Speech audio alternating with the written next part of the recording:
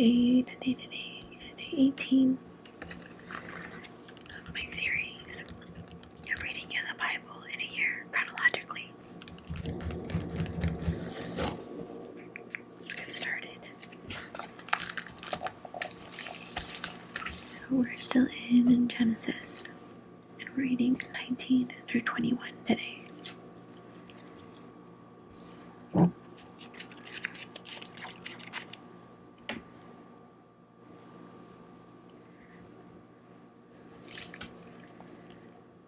God rescues Lot.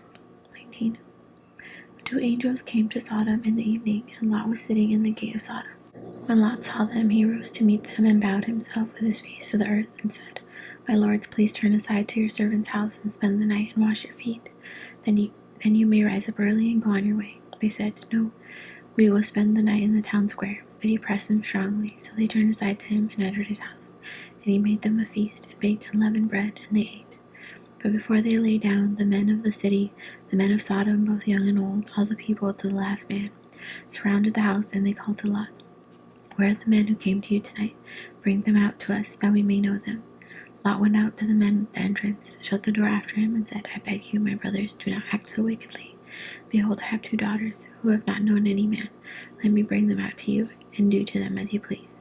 Only do nothing to these men, for they have come under the shelter of my roof."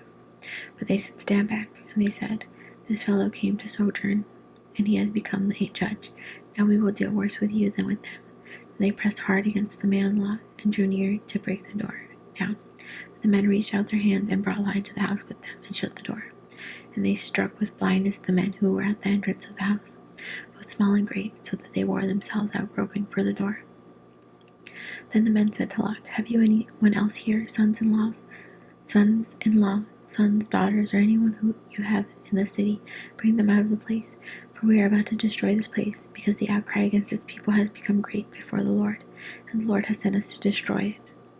So Lot went out and said to his sons-in-law, who were to marry his daughters, "Up, get out of this place, for the Lord is about to destroy the city." But he seemed to his sons-in-law to be jesting. As morning dawned, the angels urged Lot, saying, "Up, take your wife and your 2 daughters who are here, lest you be swept away in the punishment of the city." But he lingered, so the men seized him and his wife and his 2 daughters by the hand, the Lord being merciful to him, and they brought him out and set him outside the city. And as they brought them out, one said, "Escape for your life. Do not look back or stop anywhere in the valley. Escape to the hills, lest you be swept away." And Lot said to them, "Oh no, my lords, behold, your servant has found favor in your sight, and you have shown me great kindness in saving my life. But I cannot escape to the hills, lest the disaster overtake me and I die. Behold, the city is near enough to flee to, and it is a little one. Let me escape there." He said, "Not a little one, and my life will be saved." He said to him, "Behold, I grant you this favor also, that I will not overthrow the city of which you have spoken. Escape there quickly, for I can do nothing till you arrive there." Therefore the name of the city was called Zoar. God destroys Sodom. The sun had risen on the earth when Lot came to Zoar. Then the Lord rained on Sodom and Gomorrah sulfur and fire from the Lord out of heaven. And he overthrew those cities, and all the valley, and all the inhabitants of the cities, and what grew upon the ground. But Lot's wife behind him looked back, and she became a pillar of salt. And Abraham went early in the morning to the place where he had stood before the Lord, and he looked down toward Sodom and Gomorrah, and toward all the land of the valley. And he looked, and behold, the smoke of the land went up like the smoke of a furnace. So it was that, when God destroyed the cities of the valley, God remembered Abraham and sent Lot out of the midst of the overthrow, when he overthrew the cities in which Lot had lived. Lot and his daughters. Now Lot went up out of Zoar and lived in the hills with his 2 daughters, for he was afraid to live in Zoar. So he lived in a cave with his 2 daughters. And the firstborn said to the younger, "Our father is old, and there is not a man on earth to come in to us after the manner of all the earth. Come, let us make our father drink wine, and we will lie with him, that he may preserve offspring for our father." So they made their father drink wine that night. And the firstborn went in and lay with her father. He did not know when she lay down or when she rose. The next day the firstborn said to the younger, "Behold, I lay last night with my father. Let us make him drink wine tonight also. Then you go in and lie with him, that we may preserve offspring for our father." So they made their father drink wine that night also. And the younger rose and lay with him, and he did not know when she lay down or when she arose. Thus both the daughters of Lot became pregnant by their father. The firstborn bore a son, called his name Moab. He is the father of the Moabites to this day. The younger also bore a son, and called his name Ben-Ami. He is the father of the Ammonites to this day. Abraham and Abimelech. From there Abraham journeyed toward the territory of the Negev and lived between Kadesh and Shur.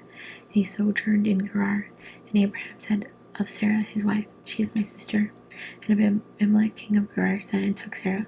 But God came to Abimelech in a dream by night and said to him, "Behold, you are a dead man because of the woman whom you have taken, for she is a man's wife." Now Abimelech had not approached her. So he said, "Lord, will you kill an innocent people? Did he not himself say to me, 'She is my sister'?" And she herself said, "He is my brother. In the integrity of my heart, and the innocence of my hands, I have done this." Then God said to him in the dream, "Yes, I know that you have done this in the integrity of your heart, and it was I who kept you from sinning against me. Therefore I did not let you touch her. Now then, return the man's wife, for he is a prophet, so that he will pray for you, and you shall live. But if you do not return her, know that you shall surely die, you and all who are yours." So Abimelech rose early in the morning, and called all his servants, and told them all these things. And the men were very much afraid. Then Abimelech called Abraham and said to him, "What have you done to us? And how have I sinned against you, that you have brought on me and my kingdom a great sin? You have done to me things that ought not to be done." And Abimelech said to Abraham, "What did you see that you did this thing?"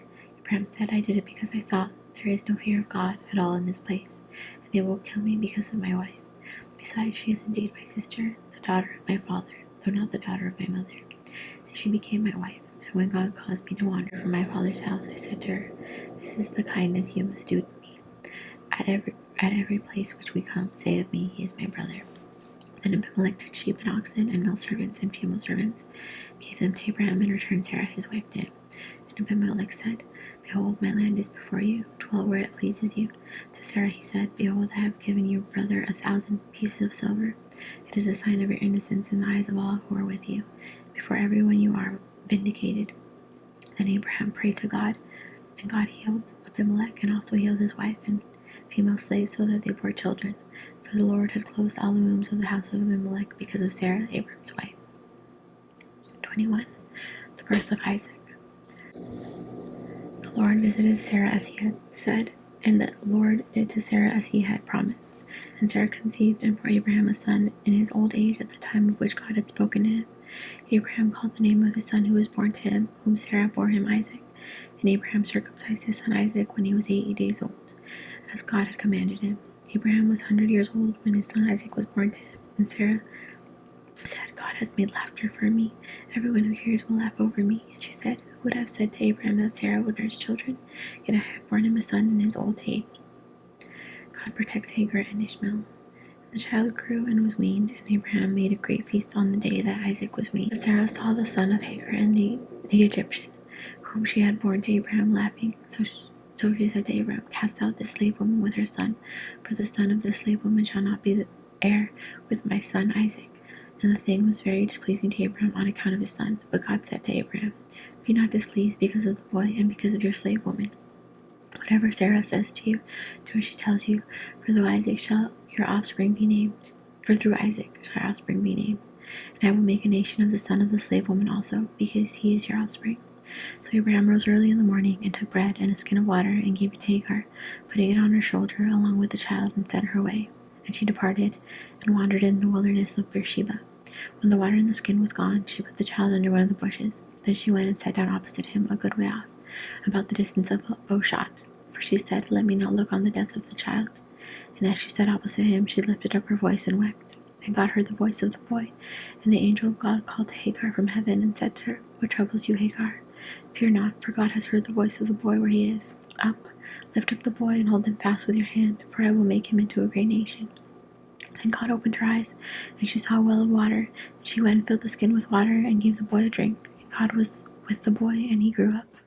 He lived in the wilderness, and became an expert with the bow.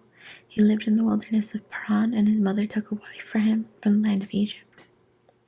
A treaty with Abimelech. At that time Abimelech and Phicol, the commander of his army, said to Abraham, "God is with you in all that you do. Now therefore swear to me here by God that you will not deal falsely with me, or with my descendants, or with my posterity." But as I have dealt kindly with you, so you will deal kindly with me and with the land and where you have sojourned. And Abraham said, I will swear. When Abraham reproved Abimelech about a well of water that Abimelech's servants had seized, Abimelech said, I do not know who has done this thing. You did not tell me, and I have not heard of it until today. So Abraham took sheep and oxen and gave them to Abimelech. The two men made a covenant. Abraham set 7 ewe lambs of the flock apart. And Abimelech said to Abraham, What is the meaning of these 7 ewe lambs that you have set apart? He said, These 7 ewe lambs you will take from my hand, that this may be a witness for me that I dug this well. Therefore that place was called Beersheba, because there both of them swore an oath. So they made a covenant at Beersheba. Then Abimelech and Phicol, commander of his army, rose up and returned to the land of the Philistines. Abraham planted a tamarisk tree in Beersheba and called there on the name of the Lord, the everlasting God. And Abraham sojourned many days in the land of the Philistines. That's it for today. That's it for today. Thank you so much for listening or watching. Thank you so much for listening, watching. I hope you have a great